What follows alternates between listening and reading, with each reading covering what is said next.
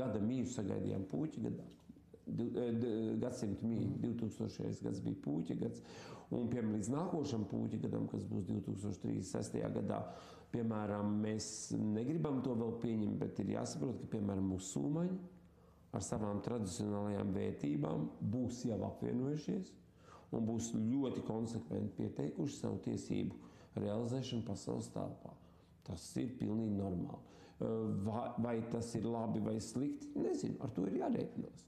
Tāpat kā jārēķinās ar to, ka Eiropa strauji zaudē ietekmi un kad Eiropa dosies uz norietu. Jā, diemžēl Eiropa ikdienas milzīgā apjomā pašlaik zaudē savas vērtības. Un pazaudojot savas vērtības, savu kultūru, viņi pazaudē pats sevi. Tas sākās varbūt nemanāmi ar to, ka es 20 gadus atpakaļ man šokēja, ka es iznāku no Vīnes operas vakarā pēc izrādes un man sitās degunā nepārtraukti kebabu, tirgotavas smakas.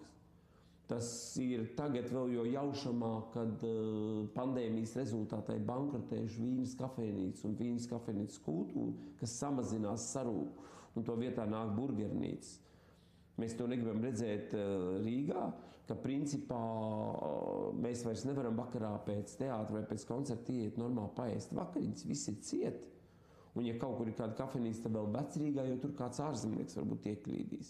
Tā kā mainās, mēs arī kā Eiropas sastāvdaļa mainamies.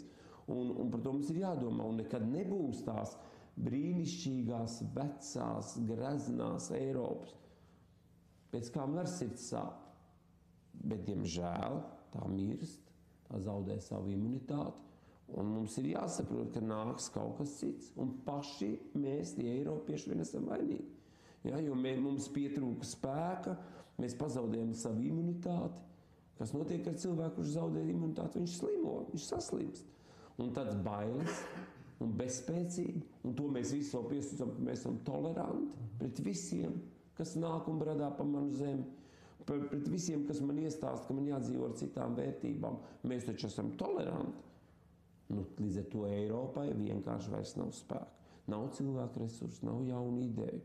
Tā kā pilnīgi skaidrs, ka šajā 12 gadu posmā noteikti izjuks NATO, noteikti izjuks Eiropas Savienība. Patīk vai nepatīk uzvarēs Ķīna. Man tas var nepatikt, bet tā tas būs. Jo jārēķinās, kā jau es stāstīju, ka tad šīs valsts, kur šis Konfūcija dinamisms, viņi ļoti tālu tendētu uz savu mērķi.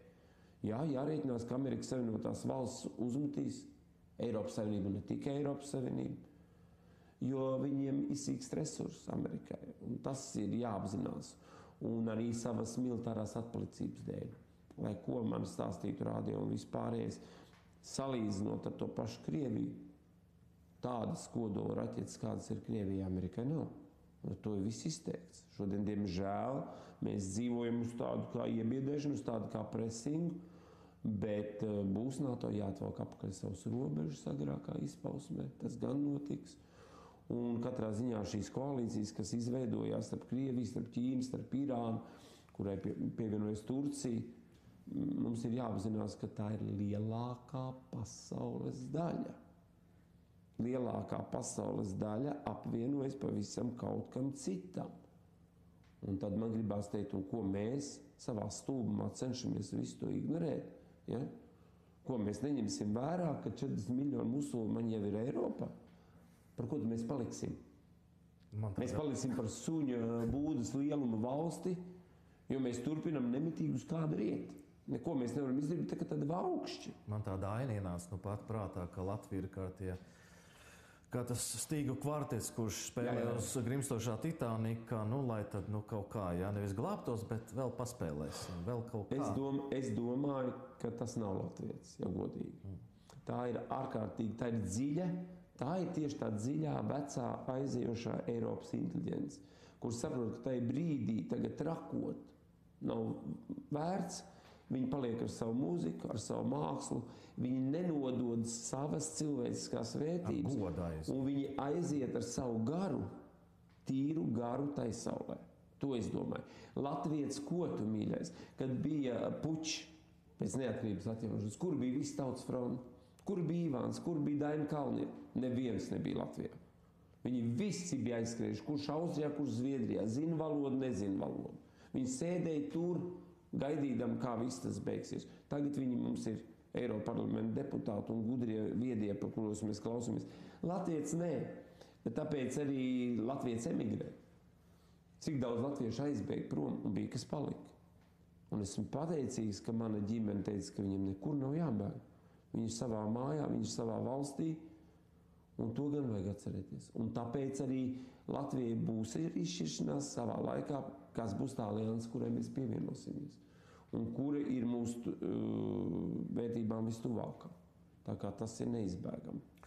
Kāds ir jūsu redzējums par karu, proti arvien vairāk kara retorika skan ne tikai Latvijas politiķu un dažādu sabiedrībā zinām cilvēku runātajā un sacītajā, bet arī Eiropas līderu retorikā. Vai karš Latvijai draud? Vai arī ir kaut kas bīstamāks par karu? Man gribētos šo jautājumu vairāk akcentēt. Es nenonākšu pretrunās ar iepriekš teikto, bet situācija ir analoga kā otrā kara priekšvakarā. 1940. gads, arī Pūķa gads. Es šeit negribu akcentu likt varbūt uz Pūķi, bet es teikšu tā, neaizmirsīsim, ka pēc Pūķa gada seko Čūskas gads.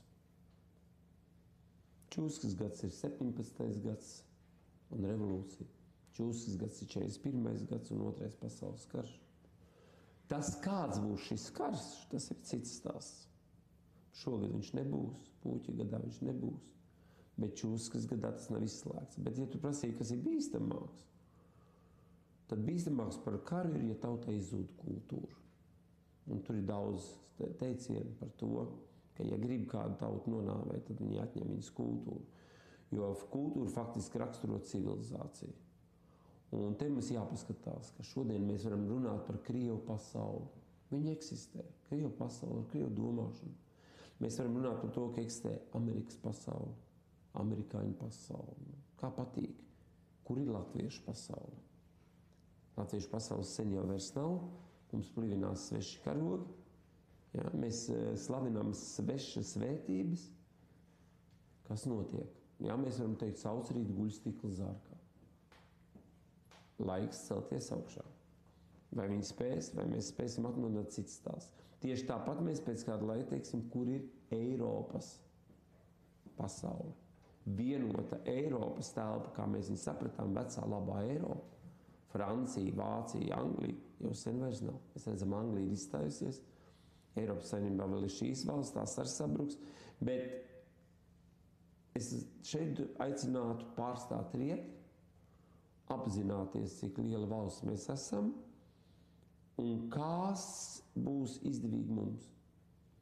Karot vai tomēr apdomāt un veidot jaunas kaut kādas alianses, ar ko mēs varētu kopīgi uz kaut kādu līdzīgu vērtību pamatu. Jā, par to ir jādomā. Vai mēs esam tuvākie ar Zviedriem, vai mēs esam tuvāk ar Dāņiem, vai mēs esam tuvāk ar Lietuviešiem, vai mēs esam tuvāk ar Igauņiem, bet mēs nonākam diezgan bieži pie tā, ka mēs neesam. Tā problēma ir tā, ka mēs neesam, jo mēs esam ļoti sajaukta tauta. Un varētu teikt līdzīgi arī Austrija. Vispār nav tāda tautieši, austrieši. Viņi ir izveidojušies caur Ungāriem, caur Čehiem, bet arī viņi šobrīd par to domā.